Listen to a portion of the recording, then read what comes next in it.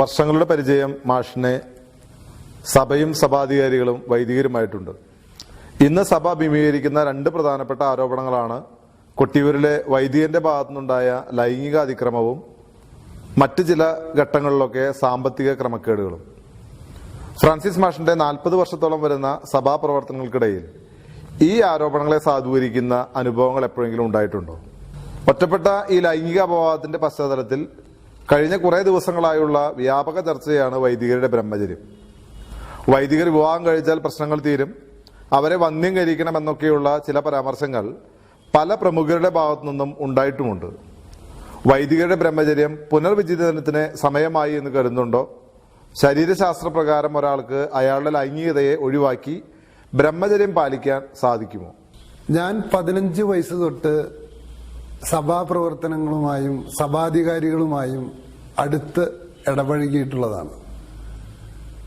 ഈ അടുത്ത് ഇടപഴകുമ്പോൾ ഒരിക്കൽ പോലും ലൈംഗിക അതിക്രമത്തിന്റെയോ സാമ്പത്തിക ക്രമക്കേടിന്റെയോ ഒരു ലാഞ്ചന പോലും എൻ്റെ സുഹൃത്തുക്കളായ വൈദികരിൽ നിന്നോ സിസ്റ്റേഴ്സിൽ നിന്നോ എൻ്റെ ശ്രദ്ധയിൽ പെട്ടിട്ടില്ല. താങ്കളുടെ ഈ ചോദ്യത്തിന്, അതായത് ഇന്ന് കാണുന്ന ഈ മാനന്തവാടിയിലെ സംഭവവുമായി ബന്ധപ്പെട്ട് വൈദികരെ എല്ലാം വിവാഹം കഴിച്ചാൽ സഭയുടെ പ്രശ്നങ്ങളെല്ലാം തീരുമെന്ന ചോദ്യത്തിന് നമ്മൾ ചരിത്രത്തിന്റെ പശ്ചാത്തലത്തിൽ വേണം ഇത്തരം ഒരു ചോദ്യത്തിന് ഉത്തരം നൽകാൻ. എന്റെ ചെറുപ്പകാലത്ത് വായിച്ചിട്ടുള്ള ഒരു പുസ്തകമുണ്ട്. വെട്ടൂർ രാമൻ നായരുടെ ജീവിക്കാൻ മറന്നുപോയ സ്ത്രീ എന്നാണ് ആ നോവലിന്റെ പേര്. അനേകം പതിപ്പുകൾ ഇറങ്ങിയിട്ടുള്ള ഒരു നോവലാണത്. അതിലെ പ്രധാന സ്ത്രീ കഥാപാത്രം അത് ഒരു കുടുംബത്തിലെ മൂത്ത പുത്രിയാണ്. തന്റെ താഴെയുള്ള സഹോദരന്മാരെയും സഹോദരിമാരെയും ഒരു ജീവൻ കൊടുക്കാൻ വേണ്ടി മാതാപിതാക്കൾ നഷ്ടപ്പെട്ട ആ സഹോദരി തന്റെ താഴെയുള്ള മക്കൾക്ക് വേണ്ടി അധ്വാനിച്ച് കഷ്ടപ്പെട്ട് അവരെ വളർത്തി വലുതാക്കുന്നതിന്റെ ഇടയിൽ ജീവിതം തന്നെ മറന്നുപോയി. യഥാർത്ഥത്തിൽ സന്യാസത്തിന്റെ അർത്ഥം എന്ന് പറയുന്നത് തന്നെ മനുഷ്യവർഗത്തോടുള്ള സ്നേഹത്തെ പ്രതി തന്റെ സ്വന്തം ആഗ്രഹങ്ങൾ മറന്ന് ജീവിക്കുന്ന ഒരു ജീവിതമാണ്. ഇപ്പൊ നമ്മൾ പരിശോധിക്കുകയാണെങ്കിൽ നമ്മുടെ മുൻ പ്രസിഡന്റ് അബ്ദുൽ കലാം, അദ്ദേഹം ഒരു പൂർണ്ണ മനുഷ്യനാണ്, പുരുഷനാണ്, എല്ലാ ലൈംഗിക കഴിവുകളുള്ള ഒരു മനുഷ്യൻ. പക്ഷെ എന്തുകൊണ്ട് അദ്ദേഹം വിവാഹം കഴിച്ചില്ല? അതിനൊറ്റ കാരണമേ ഉള്ളൂ.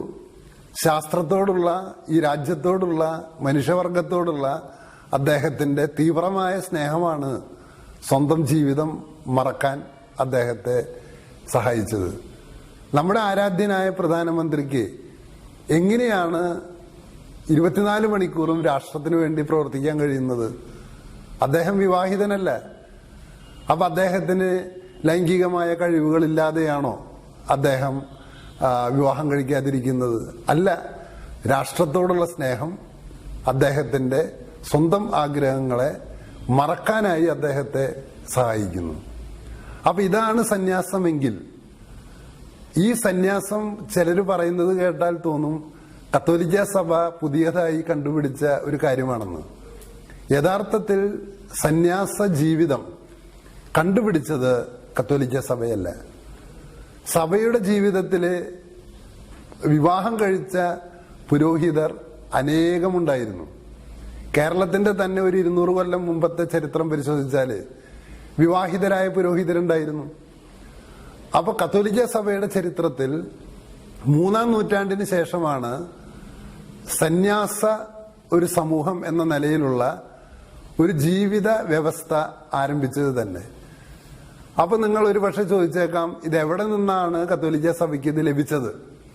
അത് ചരിത്രത്തിന്റെ ആരംഭ കാലഘട്ടം നോക്കിയാല് സന്യാസം ആരംഭിച്ചത് ഹിന്ദുമതമാണ്. അതിനുശേഷം ഇത് ആരംഭിച്ചത് ബുദ്ധമതമാണ്. പിന്നീട് ഇത് പിന്തുടർന്നത് ജൈനന്മാരാണ്. അപ്പൊ ബുദ്ധമതക്കാർക്കും ഹിന്ദുക്കൾക്കും ജൈനന്മാർക്കും ഒരു പ്രത്യേക എന്താണ് സന്യാസം എന്നുള്ളതിന് കൃത്യമായ കാഴ്ചപ്പാടുണ്ട്. ഇപ്പൊ കുമാരനാശാന്റെ കരുണ എന്ന കവിതയില് ഉപഗുപ്തൻ എന്ന ബുദ്ധസന്യാസിയെ അവതരിപ്പിക്കുന്നുണ്ട്. അദ്ദേഹം ഒരു വേശ്യാസ്ത്രീയോട് കാണിക്കുന്ന കരുണയാണ് അതിലെ പ്രതിപാദ്യം. എന്ന് പറഞ്ഞാൽ മനുഷ്യവർഗത്തോടുള്ള സ്നേഹത്തെ പ്രതി സ്വന്തം ജീവിതം മറന്ന വ്യക്തിയാണ് ഉപഗുപ്തൻ. കത്തോലിക്ക സഭയെ സംബന്ധിച്ച് ലോകത്തിൽ ഏത് മതത്തിലും ഏത് സംസ്കാരത്തിലും നന്മയുണ്ടെങ്കിൽ അതൊരു തുമ്പിയെ പോലെയാണ്. ഒരു തുമ്പി ഒരു പൂവില് പോയാല് അതിൽ വിഷാംശം ഉണ്ടെങ്കിൽ പോലും അതിലെ തേൻ മാത്രമേ വലിച്ചെടുക്കുകയുള്ളൂ.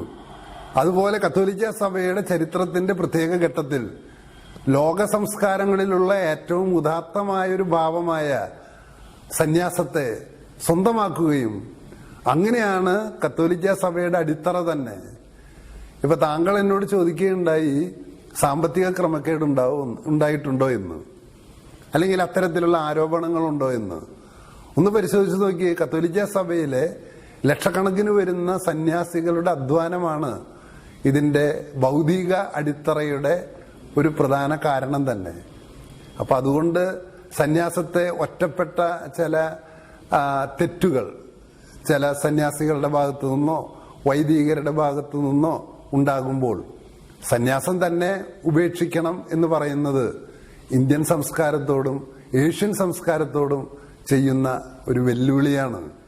യഥാർത്ഥത്തിൽ കത്തോലിക്ക പുരോഹിതന്മാർ നിലനിൽക്കുന്നത് തന്നെ ഇന്ത്യക്കാരായ നമ്മൾ അഭിമാനം കൊള്ളണം. കാരണം നമ്മുടെ പൈതൃകത്തെ, ഇന്ത്യയുടെ പൈതൃകത്തെ, ഏഷ്യയുടെ പൈതൃകത്തെ ഈ ലോകത്തിനു മുമ്പിൽ വെളിപ്പെടുത്തുന്ന, പുഷ്പിച്ചു നിൽക്കുന്ന സഭയാണ് കത്തോലിക്ക സഭ.